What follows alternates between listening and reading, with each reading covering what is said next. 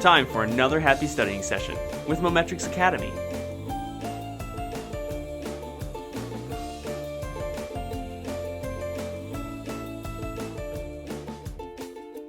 Hi, welcome to this video lesson on numbers. All kinds of numbers are important when learning math, including integers, decimals, fractions, percentages, etc. So let's go ahead and review what some of these terms mean so that we can do better next time. An integer is a positive whole number, negative whole number, or zero. For example, 8 is an integer, so is negative 9. 1/2 is not, and neither is negative 0.4. A percentage is part per hundred. For example, 20% is 20 parts per hundred, or 0.20. The best way to think of percentages is to think of a pie. 100% of a pie is one whole pie. 50% of a pie is half a pie. Make sense? A fraction is an expression where one number is being divided by another number. For example, 10 divided by 20 is a fraction. But don't forget, sometimes fractions can be simplified. For example, 10 over 20. You can divide both top and bottom numbers by 10 and have 1 over 2, or 1/2, which is much easier to think about.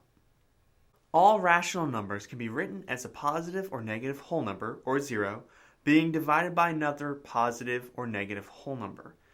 This is pretty all-encompassing. It includes fractions, negatives, positives, zero, everything. For example, negative 5 is a rational number, but so is negative 0.5. Make sense?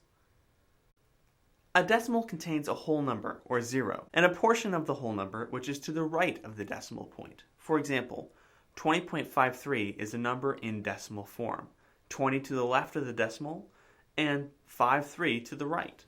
All rational numbers are either terminating numbers, where the numbers to the right of the decimal end, or repeating numbers, where the numbers to the right of the decimal continue for infinity. An example of a repeating decimal would be the number 0.33333333 for infinity. Let's make sure we can identify and order every one of these types of numbers. Place these in order from least to greatest. 12 squared, 12%, 1.2, and 12. Looks like the first number is going to be 12%, because 12 out of 100 is 0.12. Then we're going to have 1.2, then we'll have 12, and finally we have 12 squared, which is actually 144. I hope that helps. Thanks so much for watching, and until next time, happy studying.